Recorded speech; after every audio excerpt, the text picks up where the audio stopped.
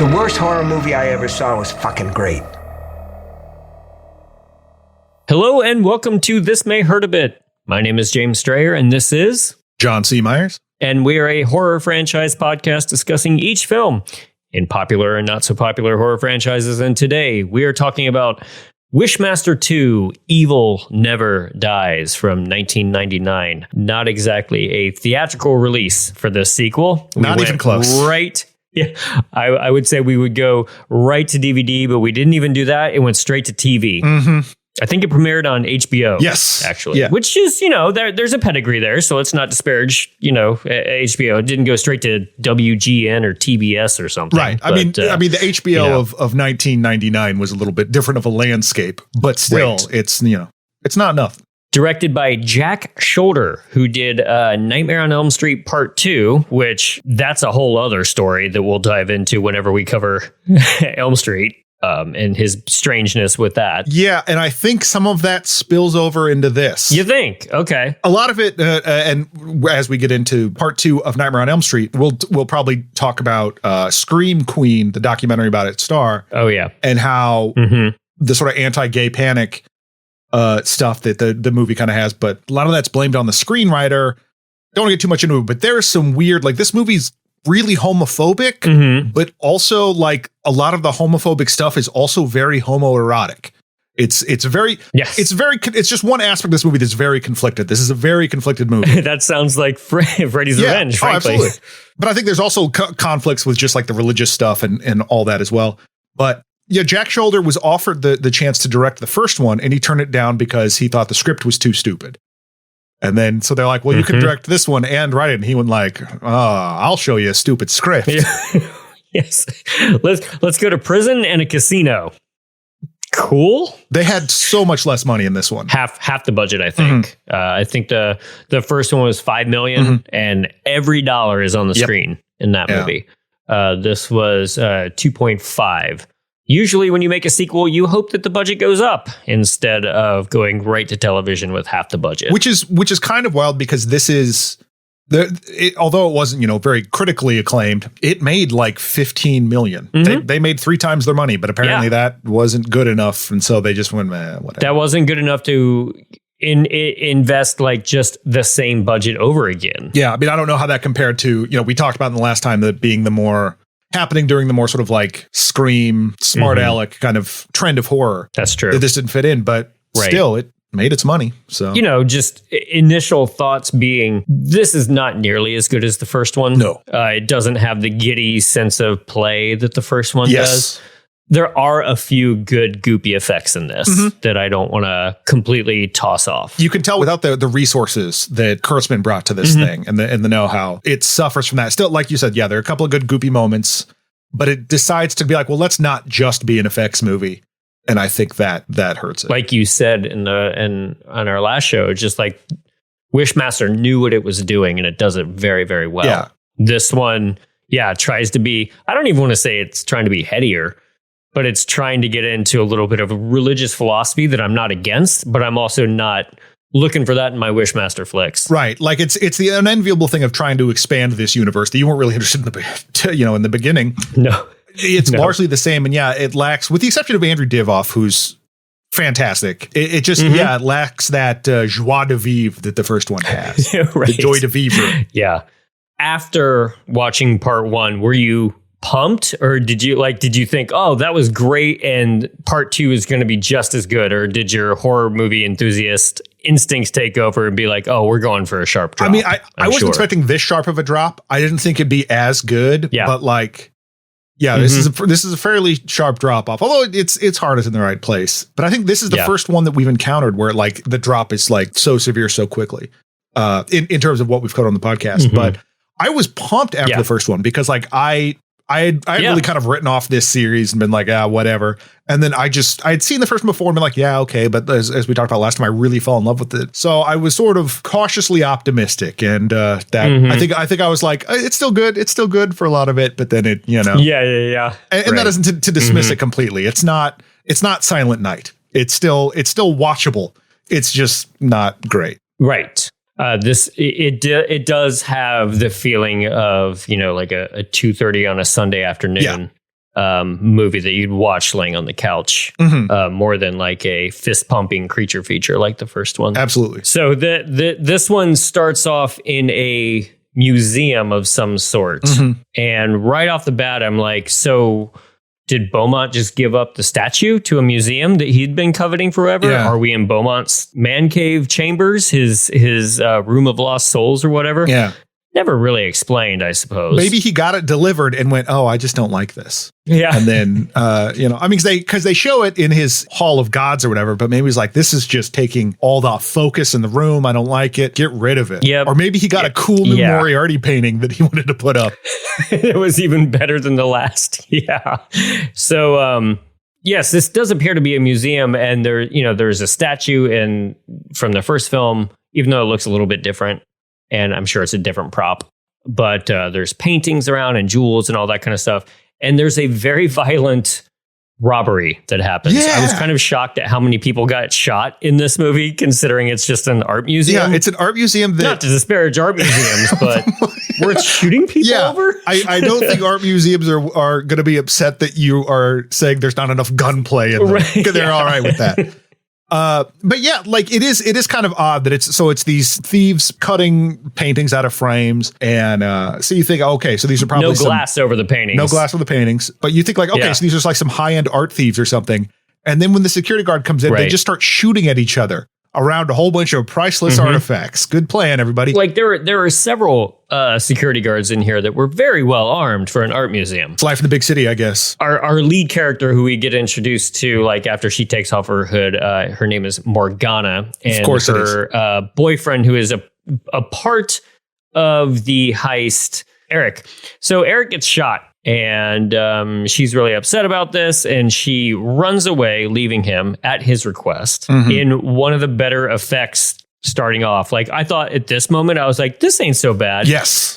The Djinn comes out of the wall looking like Basket Case, like Belial from the Basket Case films. I absolutely adore the way that he looked with these two little legs coming off of his face. Yes. And I was like, we're in good hands. I think this is going to be a good movie. Absolutely, yeah, because the gem gets revealed because this gunplay fires off part of the statue. Morgana sees the gem and is like, hot dog, takes it. The security guard shows up, shoots at them, hits Morgana, but the gem stops it and it breaks it, but then also hits... Oh, right, I forgot that. Right, yes. But then hits Eric. And apparently, Eric is played by a man named Chris Webber. But I guess since maybe some of the hooded scenes, he's played by Corey Haim, Holyfield's boyfriend at the time. I remember reading that. Yes, I read that. I was like, that does not look like Corey Haim. But then he's listed on IMDb as museum burglar. Looking like a bunch of lurkers from Phantasm. Yeah, basically. They got kind of a cool like hooded thing going on. So after she leaves, goop starts shooting out of the gem onto the wall. And then the face comes out. Yeah. Already I'm like, well, it's no Vern Troyer, but we're still going goopy. Like we haven't abandoned what Wishmaster the first one was, and it's ridiculous and I love it. I don't understand how he knows Eric's name. I don't, but I don't care because I'm so in love with that little rascal. He looks great. Yes, he's amazing. And of course, he goads Eric into his kind of go-to move. It's kind of like his wizard's fireball spell or something like that. He's just like, do you want me to take the pain away? Yeah. Of course, sir. In pure late 90s emo style, Eric is like, no. I wish I was never born. The ending of the first one is like, well, I wish this didn't happen. So that made the whole Wishmaster thing unraveled. Like if this didn't happen, then this didn't happen, then this didn't happen. But when Eric wishes he was never born, Wishmaster's like, great, and just makes him become younger in front of his eyes. But if he was never born, none of this would have happened. Doesn't matter. Wishmaster this time has localized the time paradox into one thing, and it's fine. Yes. Well, because no one forgets about him either. Then, because Morgana spends some time like pining for him or, feeling bad about it. But it also, it does quickly undercut the like, well, clearly she can't just wish this didn't happen because, that already happened. That Eric tried to wish that, and Wishmaster learned something from the last round and was like, okay. So wishing he was never born just reverses his age, steals his youth, essentially. But then, of course, I think I even brought this up on the last show, but maybe just because it's top of mind for me because of the Christmas season, but like this is a very George Bailey like wish. He says, "I wish I was never born," and then in It's a Wonderful Life, you get to see the actual effects of that. Doesn't happen here at all. He just like he disappears. He wishes, and then like Clarence comes walking, and he's like, "Wait, my boy!" And oh my god, he's this little goop man with legs on his face, goopy, like this making a guy a baby. He's like, "Oh, gotta go." Yeah. Pulls out a bottle labeled XXX and just throws it over his shoulder. Sure. There's no jumping off the bridge in the Wishmaster version of George Bailey. He gets erased from existence, but not memory. Another cop shows up, finds the Djinn who's holding the opal, and we get a little Mr. Freeze level pun action here. Okay. Where the cop yells freeze, and then the Djinn freezes the cop. This is not wish-based magic here. Yeah. I mean, there was discussion in the first one about how his wishing was fairly loose. Or, the rules around wishes are fairly loose, but like there needs to be like a Maslow hierarchy of wishes, because that's not a wish. That's not right. That's a command. I wish you to freeze. Yeah. Then that would make the Djinn freeze, not him. It was very not great. Two more cops come running in and arrest the Djinn, who is now in Nathaniel Deverast form. So I was thinking about that because apparently he doesn't need to steal another face, but it's the whole paradox thing, because if he never got out in the first place, he would never have been able to steal that dead guy's face. Yep. For whatever reason, he can still make himself look like Andrew Divoff, which is fine. Whatever. I was happy to see him. Yeah. The cops not overly worried that one of their own is frozen right there. It's like, you want to explain this to me? You needed to chill out. Cuff him. Oh, all right. I'm satisfied. All right. Yeah. Oh, you just defied the laws of known physics? Yeah, it's fine. It's pun reasoning. If a cop asks you something and if you just answer with a good pun, they have to just kind of let you go. You have to respect the bit. Yes. Or take you in. Talk about the fun police. So Morgana is now in her apartment crying over the death of Eric. And this is just one of probably 3 or 4 scenes that we see of Morgana just laying in bed, either sleeping or crying. In her underwear. That's her defining trait. In her underwear and a tank top. Yeah. That is her defining trait in this movie. Yeah, which is a bit of a bummer coming from the first one, because even though the heroine of the first one is Alex was a little spent most of the time just as an observer of seeing what's going on. And they're repeating the same thing with Morgana. I felt like Alex's journey tracking stuff down was a little bit more active than Morgana here. Yeah. Holly Fields is fine. Nothing against her performance or anything. That character didn't have a whole lot to do. Her apartment is pretty nice in that late 90s kind of way. It's huge. Yeah. If you think the bridge of TNG Enterprise is nice. I do, actually. Then this would fall into that. Yeah. So the pendulum swings back for my enjoyment after the freezing puns, even though I'm a sucker for a pun.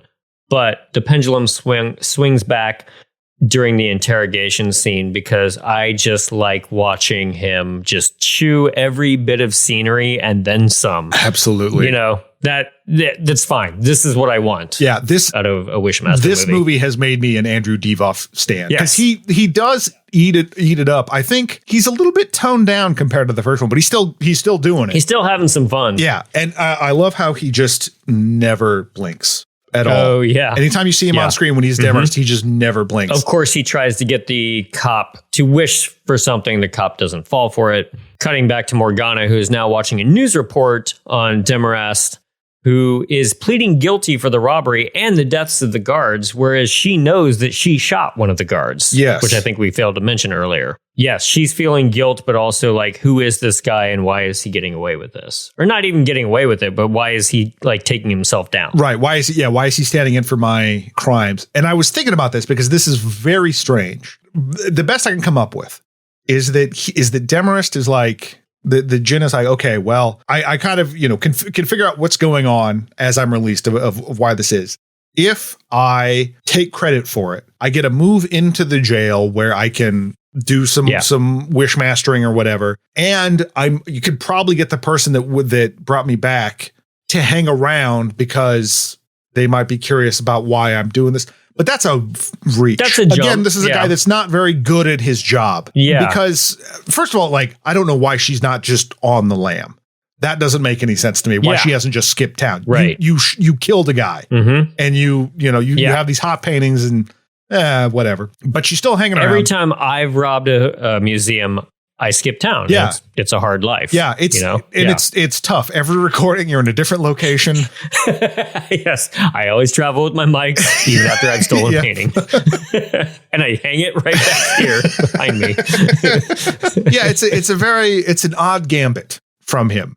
Because again, this is a situation because as we go on, we discovered like that he ends up getting a bunch of prisoners to use wishes or whatever, but there's so many easier ways to go about this. I mean, everybody has something to wish for. Like, this is one of those like funny things where I'm sure when he wrote the script or he came up with a concept, he was just like, the place where all wishes like go to die, prison. And I guess that makes sense, but it's not exciting. It's not interesting. Well, particularly because they add the qualification in this one that in order for the Djinn to destroy the world or whatever, to get all his homies to come by, before he gets the 3 wishes from the person who woke him up, he needs to get like 1,000 wishes or like it's 1,000 or 1,001. Yeah, just a whole bunch of wishes from other people to charge up before that even happens. Whereas last time he got 4, and that was good enough. But so again, like I understand, okay, well, here's people in a confined location and I can just that are yearning to get out, yearning to be free. I can probably just get on that. But again, like if you just could get out of your own way and like give people the wishes they want, you're going to get more wishes. You catch more flies with honey than vinegar or whatever. With honey. Yeah. I also it's part of a personal bias too, because I just don't like shows or movies about prison. And because prison scares the hell out of me.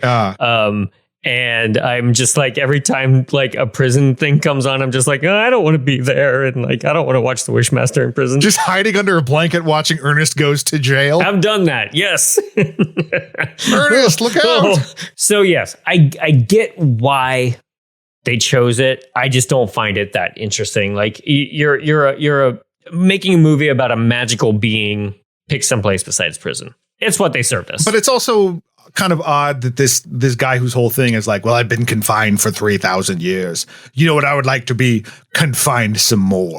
Which comes into play briefly later on, but I didn't even think about that. That's fantastic. It just further distances himself, or like it just separates him and the heroine like into just completely separate camps. Like there's no chance of them running into each other. So you're just watching these 2 like parallel stories that on their own aren't that interesting. Right. He has to be pretty sure of himself to be like, oh, she'll take a bus and come visit me, a stranger in prison. Yeah. That's some confidence. Right. Particularly for the last time. When the last time it was like, well, who the hell woke me up? I got to go figure this out. Whereas this time it's like, well, right. I figured it out. I'll just make this huge leap that she'll come visit me in jail and it'll all work out. I'm a good Wishmaster. Demarest is now in a holding cell with some other criminals. He gets another like kind of aggressive guy to wish for something, who then flips out and does yell, "You're a genie," which did make me laugh. I think maybe the first example of some of the homoerotic homophobia that happens in this movie. Is that something you like? Yeah. How about your tight little yuppie ass? When Demarest lays on the skeezy charm enough, he's like, wish for something. He's like, I wish to walk right through the bars, walk out of the jail. And Demarest's like, I gotcha. And then just violently jams the guy through the bars, just crushing him. I like that effect. There's part of me that was like, well, technically, is the jail the cell or the building? Because he did say walk out of the jail. Whatever. It was a cool effect, and I enjoyed it. The first thing that he wishes for, the guy, is, I want your shoes. Yeah. And the Wishmaster is just like, dream higher, buddy. Yeah. He never did that in the first movie. Like, he just kind of like, in fact, Kane Hodder told him to turn around and walk away, and he had to. Right. So Wishmaster has to follow what the wisher says. So now he can just be like, dream higher, baby. Like, get out of prison, not just my shoes. Yeah, and that comes up towards the end too, when he just shuts down a bunch of her wishes. Like, one of which is like, we learn that, you know, he can't be affected by certain wishes or whatever. But there's another thing where he's like, no, not doing that. Which, yeah. All right. Right. He's got a lot of latitude. Maybe he just sort of went up a couple of levels between, you know, this movie and the last. He gained some new abilities, some new feats, whatever. So Morgana goes to a church to see her friend who is a priest. I believe the priest's name is what? Greg? Yes. Yes. I just love this pairing of Morgana and Greg. Yeah. Her ex, who's now a priest, and casting really kind of dropped the ball here. Yeah. The chemistry between these two is nothing. Well, it's nothing, but also like this guy, he doesn't belong in a Wishmaster movie. He belongs in a movie where a hardworking gal in the city finds love in the strangest places. So a Hallmark movie. Yeah. I mean, she can have it all. Yeah. If she wishes for it. He's just like this weird Wishmaster for the holidays. he's just a hunk. Like he's a hunk. And I mean that in the most Steve Brule derogatory way. He looks like Billy Ray Cyrus. Yeah. So he just comes out, like steps out of a romance novel cover. It's like, Morgana, what are you doing here? Yeah. And the two of them, I mean, I'll take what's his name from the previous film who was Josh. dying for a date over this guy, because at least he had some sort of pop, I guess, on screen. But yeah, this guy is pretty milquetoast. Yeah. So in the prison yard, Deverest is approached by a couple of prisoners, and he does refer to himself as the Wishmaster in this scene, which I don't think that he did in the first film, and that made me laugh. He can't just be like, I'm a Djinn. He's got to be like, I'm the Wishmaster. Although, you know, a lot of these people are dumb enough, they'd probably be like, oh, that's way cooler. Yeah, I don't know what a Djinn is. So now we got to talk about this scene. He's trying to goad some prisoners into making wishes, and a guy is very frustrated with his lawyer, who he feels like did not do enough to keep him out of prison. Yeah, there was apparently like an illegal search that could have exonerated him. His dumb lawyer missed that. The Wishmaster says, so what do you want? And the prisoner says that he would like his lawyer to go fuck himself. And then I think the Djinn says some sort of like, consider it done, you know? Right as the guard shows up. Yeah, right as the guard shows up to pull the prisoner away, to lead him into a holding cell where his lawyer is, who wants to have a meeting with him. Now, immediately we're just like, oh, good God, how is this going to go down?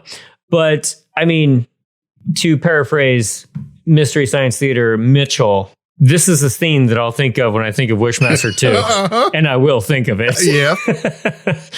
I want to know what the audition process was like.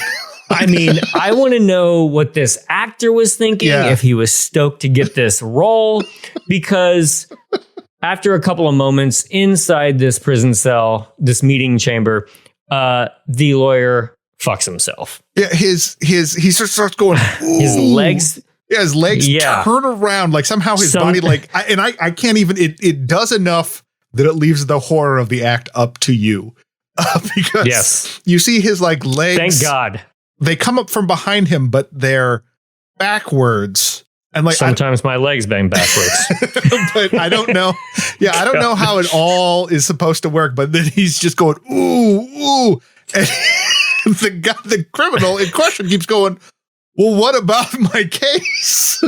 You're watching a man twist himself into having sex with himself. And I understand maybe, you know, you're in prison, so you have, you know, you just want to get out of there, but a lot more is going on than just your case right now. I mean, I admire the director's kind of Lovecraftian approach to this. Like, you know, it's worse when we do not see it, to let our imagination fill in. Yeah.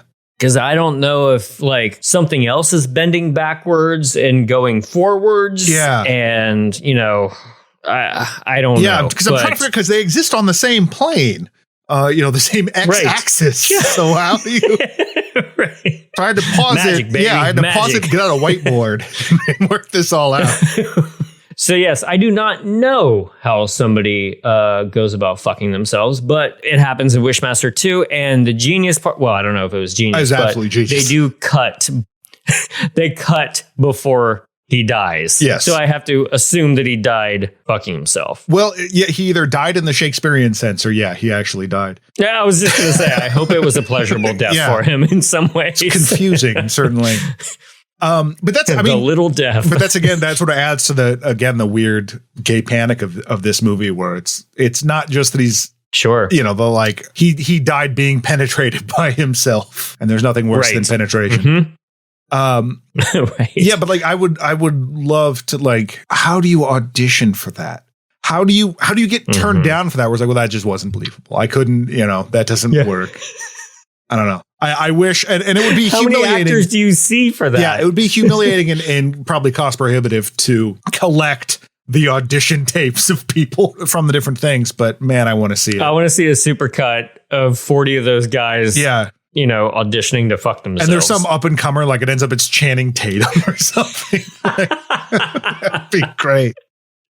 Or some serious actor now. Yeah. Guess what? Morgan is in bed again, writhing around. And we're watching her sleep a whole bunch in this movie. I don't know. I can't remember if she actually sees a vision of the guy dying by fucking himself, but that's still the same connotation of the first film. She is psychically connected to the Djinn or whoever dies. So she sees each one of these death scenes. So she saw something that she would never see before in that last one. Yeah. This makes her go on to WebZap services. Everybody loves some antiquated internet shit from movies like this. Like I'm torn because I do, like you said, I love seeing these old interfaces or something. Like not too long ago, actually probably very long ago, we watched The Net together, and that is just full of late 90s era internet that is just beautiful. But to me, like, and maybe it is just an age thing, like nothing beats the old microfiche. Like just as a research thing, that's so much more compelling than I logged on, and maybe it's just because that's so much of my life now is just being on the computer. But I always like someone going to the library looking up stuff, but this didn't have the budget to go to the library. I mean, no, and like I said before in the last episode, like whenever a horror movie finally gets to the research / lore dump, I love that stuff because I like knowing I want to be the guy who spends late evenings in the library researching occult shit. Right. That sounds awesome. But the microfiche is way more interesting looking than just calling it up online. Well, it got me thinking. I'm like, well, why didn't you just get Angus Scrim again and do like a little lore dump at the beginning? But, and this is something we talked about in the last episode, like you do need the heroine to figure this stuff out. It's not enough for the audience to know. Right. She has to know too. So then we would just be repeating it. Well, okay, then fine. Angus Scrim is the librarian in the library that she goes, and he could sit across from her and read the book. Yeah. That would be so cool. He's reading Djinn Weekly and he's like, perfect.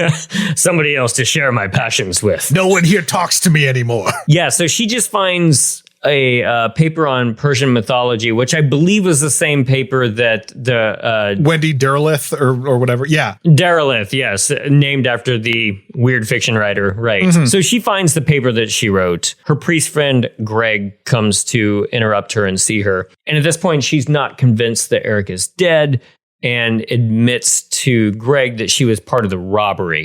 And this compels her to find Demarest, and she charters a bus to the prison after some very passionless acting between the two of them, because again, their chemistry is nothing in this movie. Just a couple of mannequins. She goes to the prison. I don't know if this was a writer on her part. I don't know if it was a directorial choice, but you are not going to not see her midriff. Like it has to happen. Yeah, I mean, and we haven't mentioned it, but her style is very late 90s Hot Topic, wannabe mall goth type of thing.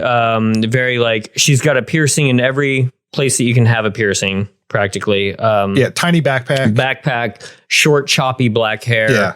Not saying I didn't have crushes on people like this in the late 90s, of course, but it's kind of a mall goth style. Not saying I don't have crushes on this right now, but whatever.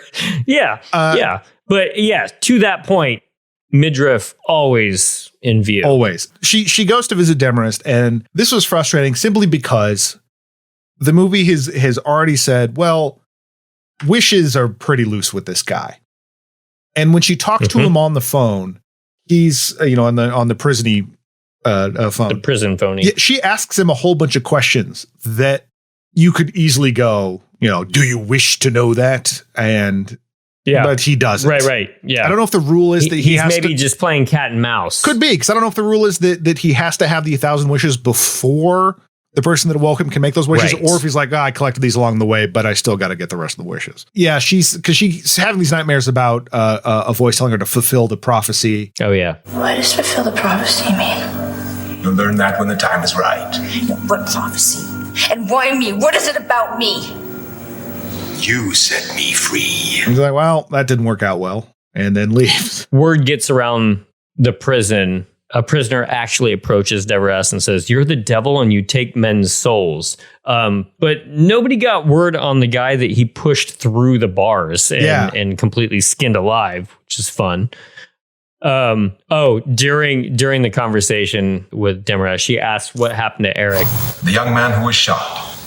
He had a regressive experience. Yeah, that was another nail in the coffin of well, this isn't the I wish I've never been born George Bailey thing, because Morgana remembers him right there. Right. And then Wishmaster remembers him. So yeah. There's a bigger prisoner that we saw briefly earlier who comes to collect his piece of business from the Wishmaster. So it's basically I hear you're doing things around the prison. I need to collect my tax, kind of like gotta wet my beak, old gangster style. Did you by chance catch the name of this character? I didn't. Butts. But his name is Butts. Again, Butz. The first script was too dumb for me to direct. Butts, and the actor's name is Rhino Michaels, which kind of made me giggle as well. He's a big dude. He's a very big dude, and he's flanked by the Tiger brothers, James and Simon Tiger, basically his Tomax and Zaymot, or I'm sorry, since we got probably some listeners from Stewart's last appearance, the Aphex brothers from JoJo's. There, right. Let me update that. But these two identical Asian prisoners who are, when we first see them, they're doing kung fu fighting, and it's why not? Yeah, why not? Movie, sure. Yeah, it's awesome. Actually, it's pretty fun. But they confront him in the laundry. But what I like is when he's done laundry, he's just watching another guy do laundry, just sitting there staring at him as he's doing prison laundry, and it's very uncomfortable. Oh, Devov's so great in this. I love him. Butts thinks that Wishmaster has drugs for some reason. There is a fun dialogue exchange here where he's like, your drugs. I want your drugs. Exactly which drugs would you like? I don't give a damn. I just want to get wasted. Wasted? Fucked up.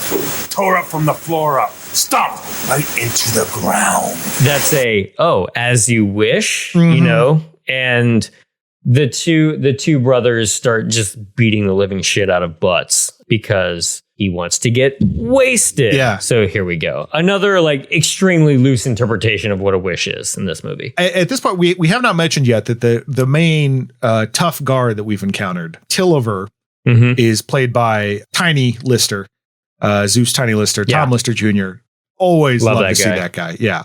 Unless I'm watching The Fifth Element. And then I'm just upset that I'm watching The Fifth Element. But notwithstanding, always nice to see that guy. And he plays a tough prison guard. Yep. It's well, hey, every time there's a problem, you're associated with it, Demarest. Oh, you're a funny guy, huh? Let's see how funny you are with a week in a hole. A week? Is that the best you got?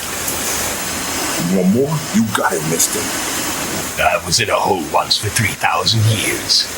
This should be a breeze. Oh, they put him in the hole. But the funny thing about that is, I get why that's a fun gag, considering he was in a hole for 3,000 years. But nothing happens while he's in the hole, really. And so, in 2 scenes, they just let him out. And I'm like, okay, so nothing really happened. Yeah, just time passed. Yeah, basically. I don't know if that's nitpicky or not, but I was just I don't know, if you're putting a prisoner in the hole, just show something happen. Yeah, it's just you doing. I don't know. You took him out of the movie for some reason.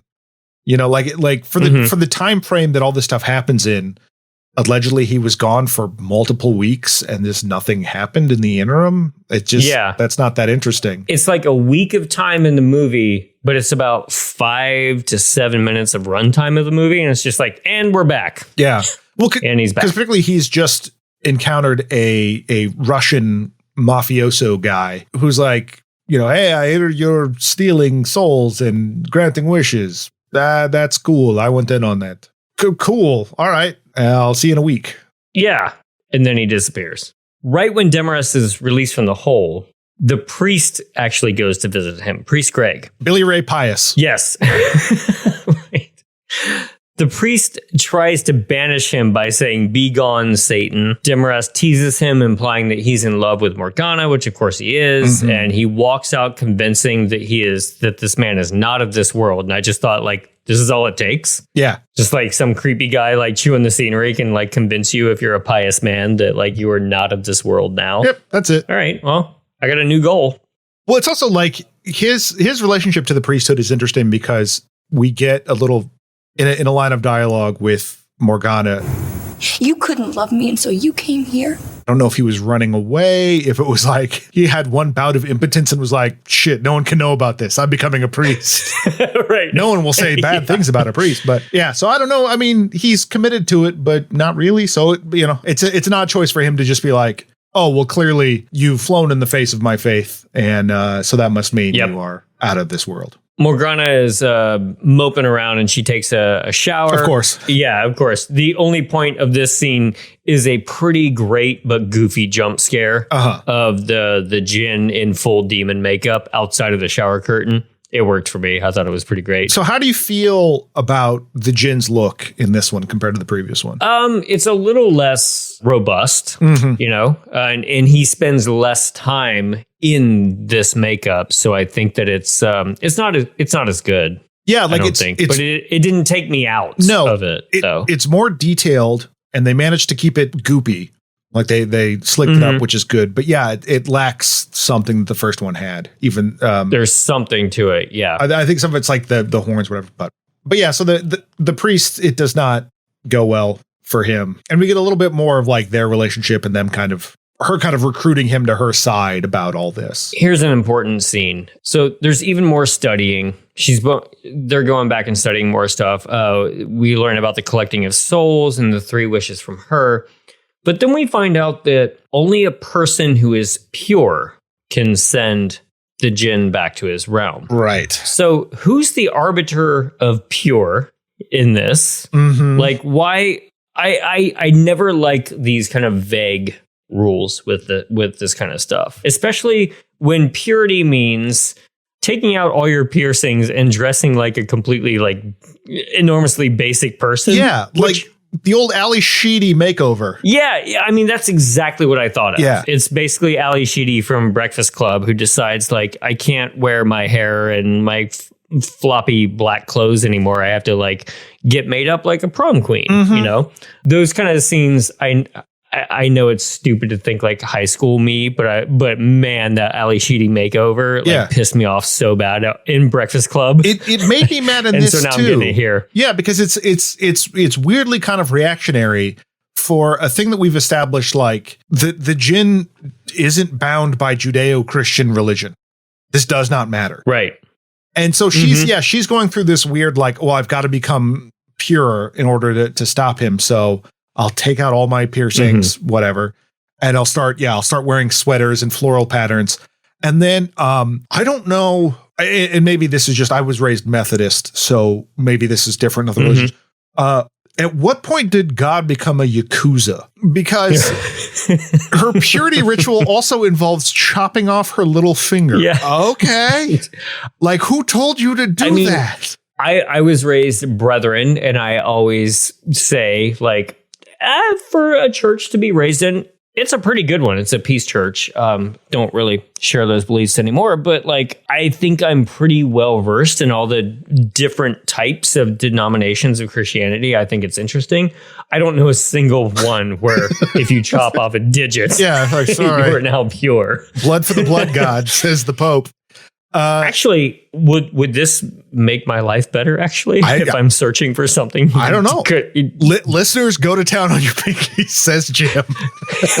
Should I do it right now? You want to see it? Yeah, we should probably do it right now. Yeah, you gotta have a witness. Will I be pure? Well, and then just like the weird thing after that, where she's at the church, and it's much less weird than cutting off your pinky, but the priest puts one of his I don't know what you call the scarf thing the Vestals wear, and he puts it over her head and does like the crack an egg on your head kind of thing. Like we're just touching little bits of it. It's like, boom, you're pure now. That confused me too, because basically any movie that tries to bring out Christianity or God goes for Catholic visuals most of the time because they're great, because it's a theatrical religion. And there's a ton of Catholics, and it's so theatrical. It's full of pomp and circumstance and giant hats and gowns. I'm not Catholic, but I know enough that I'm pretty sure that whole ritual that they showed, not Catholic at all. Yeah. I think that guy was just winging it. Put the scarf over your head. Beep, boop, boop, boop. I just tap out the sin. Well, and it's also like you murdered a guy. You shot and killed him, a gentleman. At no point, even though you're talking to priests, at no point is there like a confession thing. And even, I was just going to say, there's no confessional. And even Billy Ray Pius's response, like his absolution for that sin, his suggestion to her is go tune yourself into the cops. So that's still lingering there in the background. You can have a guy tap on your head all you want. You still killed that dude. Right. Despite the pinky thing is still such a strange choice. I can't figure out what's going on there. They were just throwing anything at the wall. I think they were throwing anything at the wall, just knowing they were making a horror movie and just wanted to make some sort of something violent, something gory, but self-sacrifice. Right. But then you could have shown it then, because they didn't. They just pan up on her head and she's like, oh, ouchie. And then holds up a rag with her hand. After all the nonsense, Tiny Lister confronts our Djinn and finally makes a wish. And it's a little confusing, but I mean, I think this fits with the vagaries of wishes and magic here, because he says, I tell you what my wish is. I'm all ears. I wish I could slow dance with you for 1 minute alone.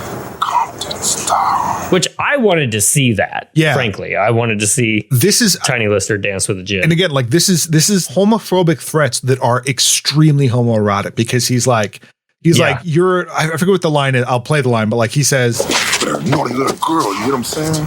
And daddy gonna teach you some respect. Yeah, that's such sexually charged stuff. If you took this line of dialogue and put it into so many of these lines of dialogue, let aside that the number of F slurs that are thrown in this thing, but you take all these homophobic dialogues and you drop them into a gay porn, they fit nicely. They fit very nicely. Yes. So this is again what I'm talking about with this movie being very conflicted. Because he's just throwing all kinds of game at the Wishmaster, and the Wishmaster finally bites and is somehow able to completely steal Tiny Lister's skin. Comes back out and talks to his Russian buddy, and then his Russian buddy is he's like, now we can escape from jail. Right. Which, I mean, if you are the Wishmaster and you're harnessing wishes in jail, everything out of the first person's mouth is going to be I want out. I want out. I want out. I want out. Yeah. Yeah. And so with a movie kind of like this, part of the problem is scale. And I think in the first one, they handle it very well. When you have a bigger thing where he's just harvesting wishes from all these people, well, why didn't he do a big prison riot then? And then Demarest could just disappear in the midst of that or whatever. You start thinking about all the things they could do. Obviously, they're limited by budget, stuff like that. And then that kind of reduces the thrill of the movie because your imagination has outpaced it. And that's much less exciting. Yeah. But in this case, he is, as Tiny Lister is able to get the Russian guy out of prison. And then he's escaped too, because he's getting frustrated because he's used up all the wishes of people in there, and he's not claiming their souls yet. He's just got their wishes done. There's no more willing purchasers of what you're peddling, which is also kind of strange, because then if you think about it, you're like, well, he could live as a king because he's got all this clout that he makes things happen. All these people he's protected. No one's going to do anything for him, whatever. He could bide his time just picking off wishes. We don't know. We as the audience don't know yet, but he knows that that Morgana can't die because she's in this mix. He could just take his time and live it up. But no, he's impatient. Again, bad at his job, but he just can't wait to get it done. He has patience when he's stuck in a prison for 3,000 years instead of a gemstone. But once he's out, it's go time. It's go. I got to say, this is where the movie really drops off for me because I don't care about any of the Russian mobster stuff. That was a little bit I don't know why, but I don't know why I drew the line there, but I just didn't care about Khrushchev, the mobster, didn't care about his boss. It was just such a weird detour. Because we've seen what the Wishmaster is able to do with nothing in the first one. And it's like to put all these weird limitations on him and then, is he going to get the Russian mobster to wish about something? I don't care. Feels a lot like the first one and just sort of going through those same motions rather than like escalating that up. Escalating tension is not just hanging out at a Russian bar, like drinking vodka.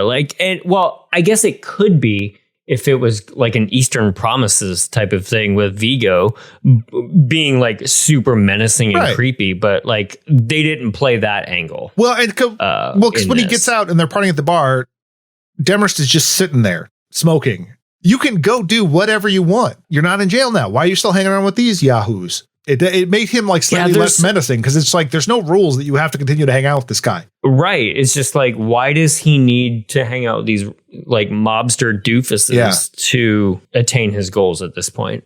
There's some back and forth with the prisoner character who is named Khrushchev, and he wants to knock over his boss, Pushkin, so that he can be the big boss, because that's as high as we dream in movies like this with mobsters. And Demarest does say, there are rules that not even I can break.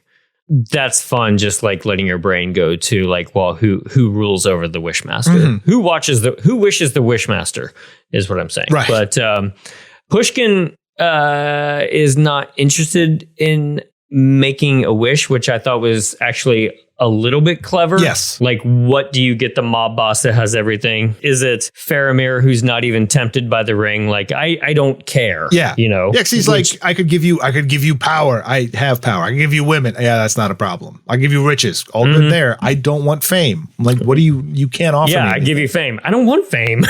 You know? It's better if people don't know who I am. Yeah. And what they cut to now is just more of like a comedy gag than anything. Like it seems like an SNL joke, and I'm not saying that disparagingly. That's just like kind of at the level of this writing is. But he says, "I want Mustafa's head," which is a rival gang, I suppose, that we don't even know about. And this guy's head just like replaces his own head. Yeah, that made me laugh at first, but then I was like, "That's what we're escalating to." Yeah. I did laugh, but I was just like, okay. It would have been, that's it. Yeah, like there's so many things you can do with that. Like make him a Quado. Like, he's got Mustafa's head, but in his stomach. Or, like hell yeah. His head is replaced with Mustafa. So now Mustafa has his body and he's got Mustafa's body. But they just went, no, look, now. Two-headed. Yeah. Yeah. The thing with two heads. It's just him, but he looks like Mustafa now. And then everyone's like, oh my God, it's Mustafa. The Russian guy uses that as his chance to overthrow Pushkin. And it's kind of anticlimactic. They just all start following him now for no good reason. They're like, well, you're my henchman. Yeah, now. You got the magic guy. I guess I'm with you. You made his head someone else's face, so whatever. You just faced off a guy in front of me. Right. So I think this is where we learn that Demarest needs 800 more souls. Yeah, and he's growing vastly impatient. Morgana comes out of nowhere and shoots Demarest. Yes. Now, I think I don't know where she knew. Like, did Priest Greg say where this guy hangs out? Because they're like, why? They rush and grab the newspaper, and they see that the Russian guys escaped too. And then the priest is like, oh, he killed a couple people in my parish. And what was the club he hangs out at that I would know for some reason? Club Siberia. Yeah. And then that Morgana just is like, you know what I'm going to do? I'm going to fucking Reggie this shit. A vast thing of evil. You know what I need to do is go shoot it. And so she just rushes in out of nowhere and shoots the Djinn, which makes him drop the Demarest look. And I like the thing where like all these worms and stuff are just crawling from the bullet hole. That was pretty cool. Yes, I did like that. But it was just like, that was your plan? Did you shoot the guy? Get her, Ray. That was your plan. Yeah. Get him. Yeah. But then the Djinn does turn to her and says, Evil never dies. we have title. He offers her a free wish, just like in the first movie. He's really into doling out the free wishes for the people that he needs to have a wish. First one's free. But she just runs away. So then the Wishmaster says, like, I need to go to a place with a lot of souls. And then they cut there. So, like, you know, you're like, ooh, some tension, some fun. Where will we go with this? Where will we go where there's a lot of souls to be had? So let's put a pin in that, as they say. Morgana runs and prays for forgiveness for killing the security guards, just whining about how she's too impure still. The new Russian boss man and the priest and Morgana go to his bar, and he shoots her so that she can't make any more wishes, which was like, this is a new power, I think. So the person who awakens the Djinn is invulnerable until the Djinn needs her. Yeah, that she can't go, because I mean, in the first one, they just made it so that the Djinn won't kill her because he needs her. But this one, they went, no, she's just nigh invulnerable. Okay. Because she's stuck in these machinations until the Djinn's gotten rid of. I do like that move though, because I like how she's like, nah, he's right. And the priest is in front of her, but then she just sidesteps him to get shot by the guy. I like that move. Right. But then they go back and they're like, you know, they're trying to figure out what's going on, you know, what's the next steps are, how can we fight this? She and the priest end up having sex. Yeah. This is what I'm talking about with this, like, this conflicted movie, because it's not just like the homoerotic homophobic stuff. It's that, like, well, okay, you have to become pure, so you have to do all this like Catholic nonsense, but if you make a priest have sex with you, that's not pure. You know, if you ruin this guy's vows with God, whatever, it's fine. You took out your piercings. Yep. It's fine. Right. It's very confusing. In the eyes of the Lord, it's okay. Yeah. Much better than having an eyebrow ring. Right. Right. But she gets a call from what she thinks is the Russian guy. That's like, okay, I'll tell you where he is now. I'll buy you some plane tickets. He's at this casino, but it's Demarest. It's Demarest trying to lure her to this casino that he's at now. So being excited to go to where there's a lot of lost souls that want wishes, and like we're thinking about that, hopefully. And it's, again, with these movies, it's like 5 minutes of screen time or so. Right. When you walked into the casino, I was just like, really? This is it. This is our like island of lost souls here. I mean, I get it. Yes. I've been to casinos many times, so I get. Again, just like with the prison, I get what they're going for. It's just not a thrilling set piece. Yes. And it's a thing that if you were a good at your job, Djinn, go to a casino and then just rake it all in. But he fucks that up too. But before we get into him fucking it up, I was super excited. I'm always excited to see Bokeem Woodbine in a frankly thankless role. Yes. I mean, he's kind of a character actor, but just as the head of the casino. The Djinn like pretends he's some kind of European investor or somehow aligned with them. I forget what the specifics is. I took it as he was applying for a job, which made me laugh. In a way, yeah. Is he going to be like a blackjack dealer? He's going to be, that would be fun. He's going to be Joe Bob in Casino. Yes. But Bokeem Woodbine is showing him around and even says like, in fact, you might say the casino wishes everyone the best of luck. There you go. And I was like, wait, is that going to count as a wish? Like a thing that doesn't, an inanimate object wishes or like a concept wishes, and that's good enough. Of course it is. Yeah. But so I was excited to see him, and so they get there, they go all the way out to wherever, you know, he's in Vegas. In just like the crappiest looking casino. It looks like a church basement, frankly. But I've been to a couple of like extremely depressing casinos, and this is kind of what they look like. They're like overly lit. Like it's kind of like when people say they love dive bars. To me, the main thing about a dive bar is too brightly lit. It's not dark. It's too bright. Yeah. You know? And that feels off to me for some reason. Yeah. And this brightly lit casino just looked kind of depressing. Yeah, it's just depressing and grim, but everyone's having a good time gambling. And that's fine. The Djinn is very excited to be here. Gregory, the priest, finds an incantation to send the Djinn into the opal. They said it was actually the same magic words that the sorcerer says in the first one. I did double check that. At the casino, everyone is winning, we've got some real Dougie Jones casino activity going on in here. Hello. And the Djinn just starts collecting souls out of people at this point where it's kind of like in the first movie. Everybody who he's given a wish to, he starts accepting their souls right into his tummy. In a very cheesy effect, their souls get sucked into the Wishmaster. The next scene is just one of those scenes that made me laugh so hard, and I rewound it 3 times. It's an extremely small joke, but I thought it was so goofy. So Morgana and Greg are trying to defeat this evil presence who's about to take over the world if he gets enough souls. Mm-hmm. They go up and politely knock on his door. Yeah. And then the Djinn goes, "Come in." Yeah. And I'm just like, there's something about the timing, the staging, something about that. I don't know if they meant it to be so funny, but I found that so charming that just like Boss Man Djinn is inside the office just being like, "All right, come on in." Yeah, because they're ultimately very good and it's good to knock. But I also just thought about like the logistics of it. It's like you bothered to set up and light this shot. Like you bothered to do all this and it's so stupid. I'm just like, no. It's come so in. Dumb. Like you could have just burst in. Added some drama to it. No, it's better that you went up and knocked. As someone who does appreciate manners, sure. I appreciated that, though. Yeah. They go in there and they start confronting the Djinn, and he's like, "Yeah, give me your last wish." Billy Ray Pius hasn't learned anything and is still like trying to throw Jesus stuff at him.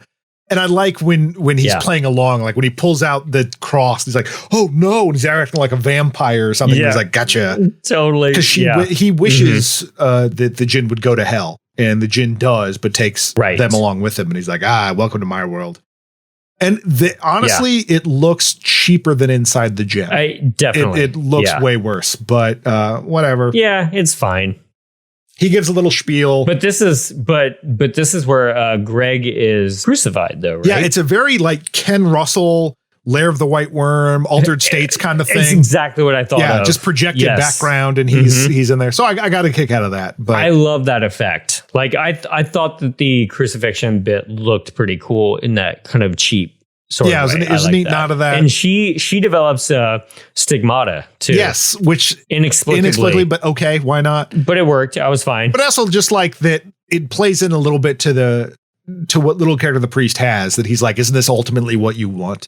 Is to just be martyred in this. That's true. Yeah, it would have been nice if there was some more underpinning to it. But as far as just visual stuff, it was neat. But then finally, like she's wishing for like, I want you to be gone, and he's like, nope, doesn't work. I'm the Wishmaster, and he gives some like legal runaround where any wish involving me is circumscribed by the prophecy for the party of the third part. Read the fine print. Yeah. But just like legalese bullshit. Yeah, but then when she's like, "Oh, I wish there was no evil in the world," it's like, evil is the half of a perfect sphere. Try again. So I just wished for no evil in the world. That doesn't. There's not a reason to not happen. Yeah. But you could also like, and it's academic, I suppose. But it's like the Djinn could argue, like, I don't think I'm evil. Like to me, you're evil. Yeah. That would be slightly more interesting than him just being like, no, I'm not making that wish, even though I desperately just want you to wish. Finally, she's upset. She's down in hell, and Hasey's like, okay, I get it. It's not great down here. Let me put you in the wishing mood. And they go back up to the casino. That did make me laugh because he's like, it's a little depressing down here. It's not for everyone. Goes back up to the casino, and all these people are winning. And Bokeem Woodbine is like, oh my God, this is wild. And now, like, all these people are dying because the Wishmaster's called in the souls. He goads him into something. I forget what the wish is, but he tries to goad him, and Bokeem Woodbine's like, you know what? I've had enough excitement. I'm good. And I like that. Yeah. He's like, nah. And that's it. But then he acquiesces, just like, I wish I could see an end to this nightmare. And then Wishmaster's like, right. $ signs in the eyes, ka-ching. Locks all the exits, and then just mayhem starts happening, and a significantly worse quality of mayhem than in the first one. Still some neat bits. Yeah, I mean, there's some neat bits, and it's all casino based violence. Yeah. So you've got roulette balls, like flying out of people, shooting out of roulette people. Wheels becoming spiked. I was waiting for like a crotch shot. Yeah, well, I mean, roulette wheels becoming spiked, definitely. Yeah, but then there was an absolute pure 100% Jim moment. And you know what I'm talking about. Somebody fills up with gas and farts out gold coins. Yeah. That she loses, and he's like, "You rather undignified." She's like, "You crapped out," and then she starts pooping coins.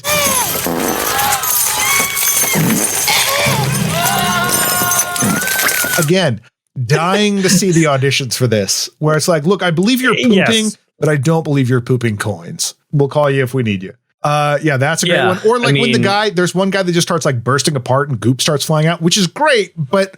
On its own, I'd be fine with it. But because I'm thinking of the of Bonus Eruptus, I know it's a step down. But it is just like this guy just falls backwards and his face and body split and just organs of some type start shooting out of his body. Yeah, it's they're clearly going for the beginning and end scene of the first film. It's just, I mean, it's not just a budgetary thing. It's just like, I don't know, flying cards are not as interesting as piano wire.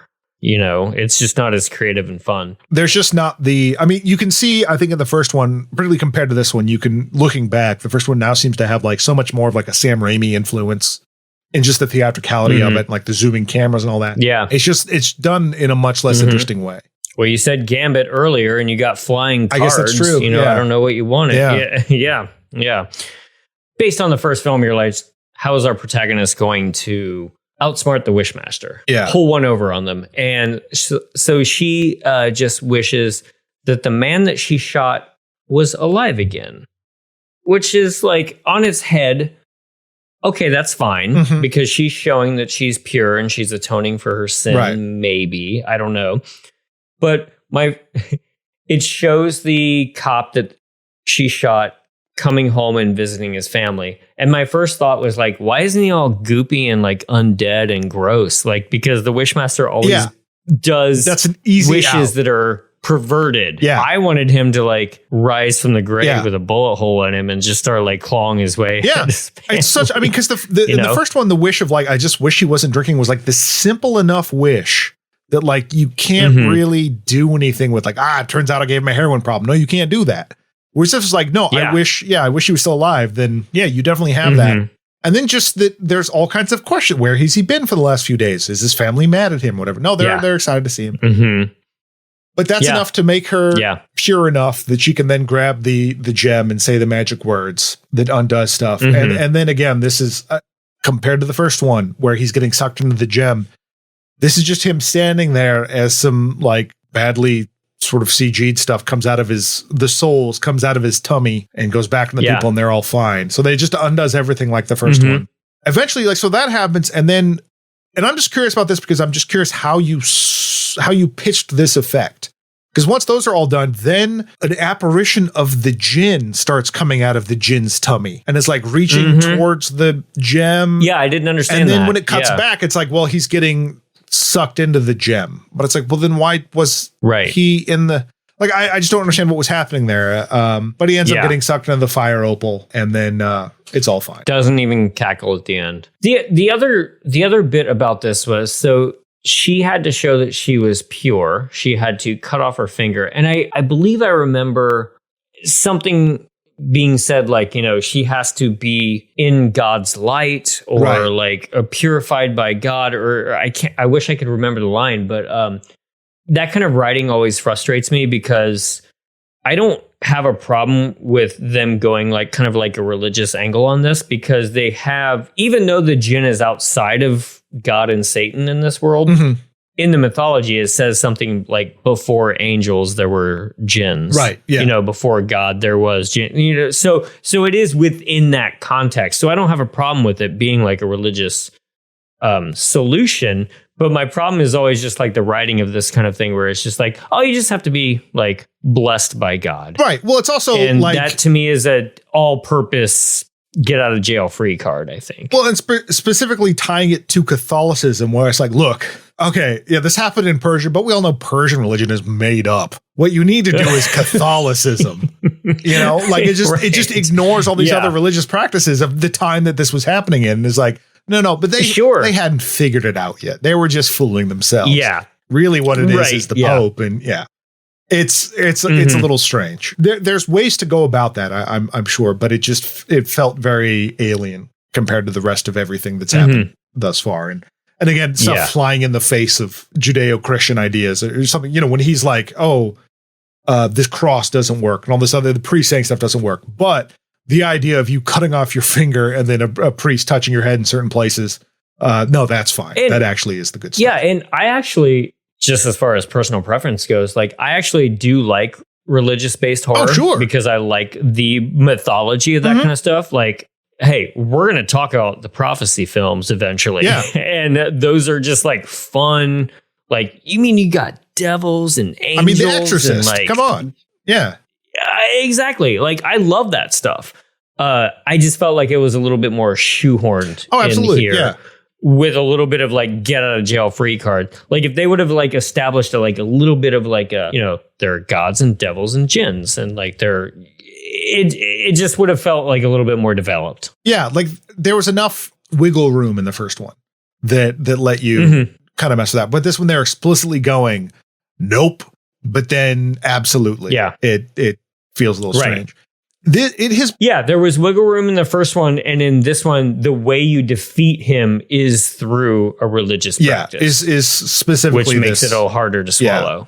Yeah. And it is driving me nuts. And listeners, if you know the answer to this, please let me know because I have not been able to figure it out. At the end of the movie, he gets sucked back into the gem, and then much like the first one, you get a shot of the inside of the gem, and the camera goes up to him. And he notices the camera, turns is like, blah, and then the camera retreats backwards. Like it just the camera zooms out up. And I swear to God, that's in another movie. That happens with a monster in another movie. The camera move? The camera move. And and then it turns out that it's trapped in something. And I don't know what that is. And no, it's not the first one because the first one zooms in on him and he cackles. But it's driving me crazy because I've never seen this movie before, but I'm like, I have seen that gimmick. And I cannot remember what it's from. And it's driving me bonkers. Okay. So like the pause and then the move back. Yeah. Thing. Like the monster inside of, whatever chapter, turns and notices the camera. Driving me nuts. So if you know what that is, please let me know because I have not solved that. If I find out, I will happily report that back. But right now I'm coming up against dead ends. All right. Before we forget, let's honor our dead.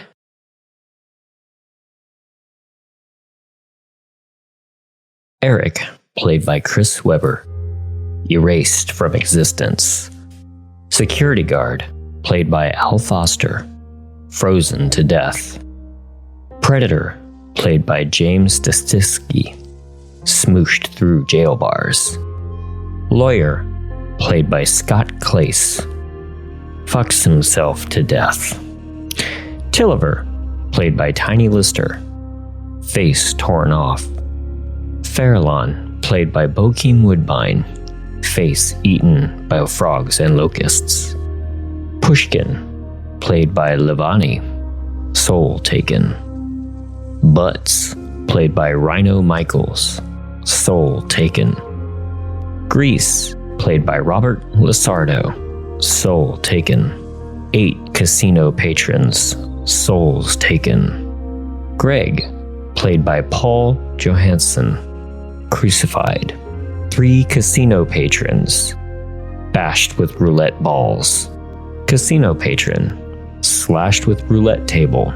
4 casino patrons, slashed with flying playing cards. Pit boss, explodes from the inside with playing cards. Casino patron, insides explode outwards.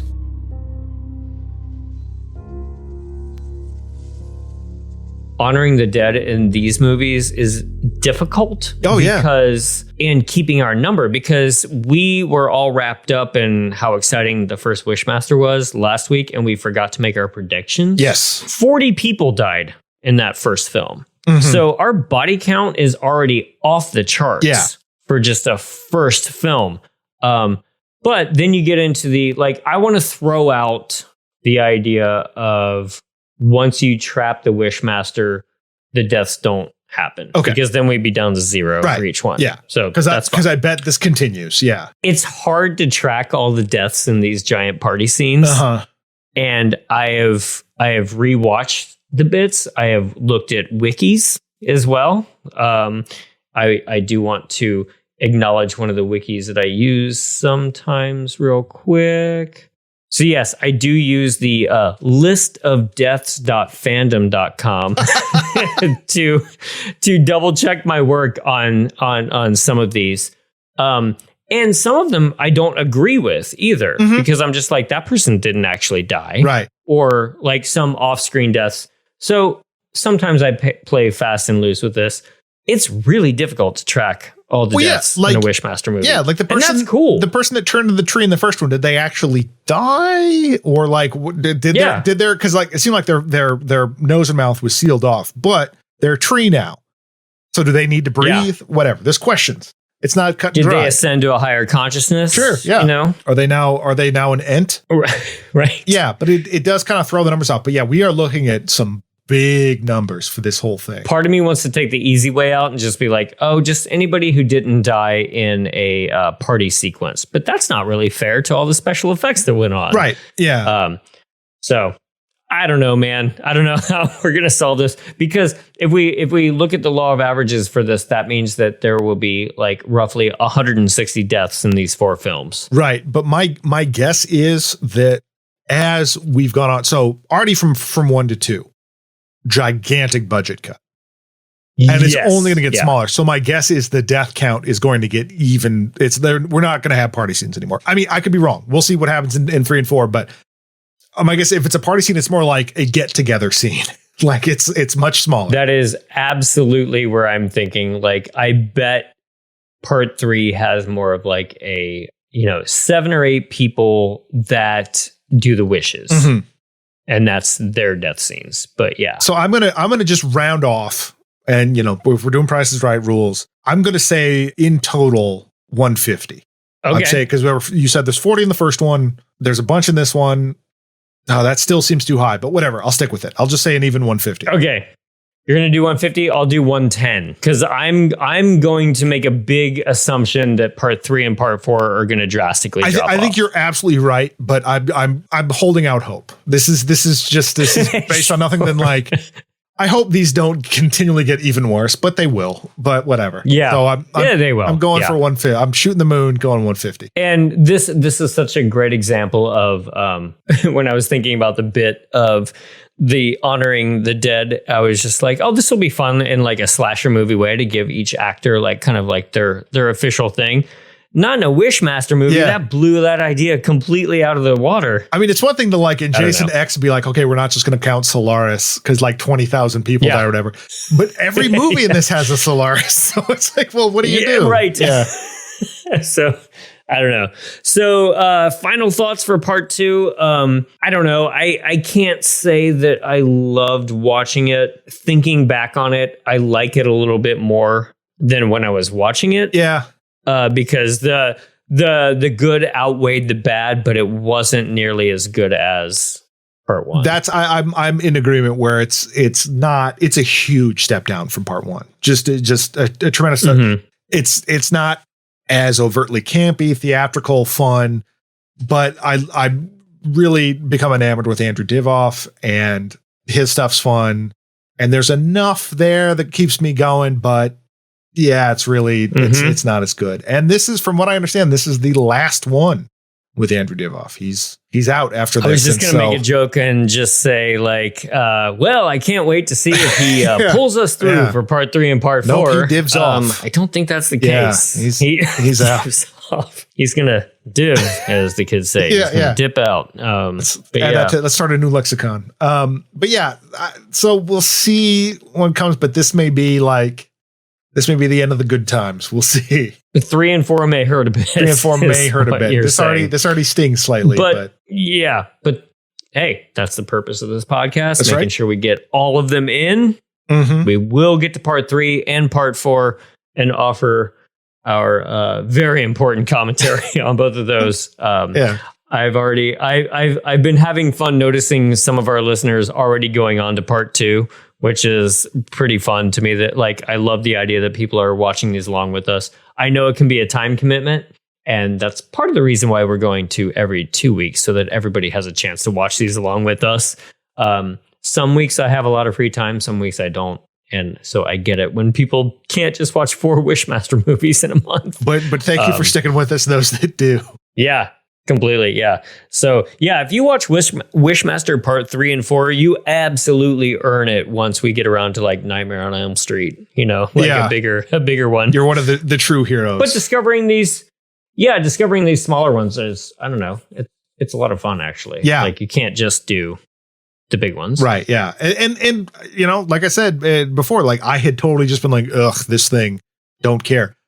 The first one's great. First one's so much fun.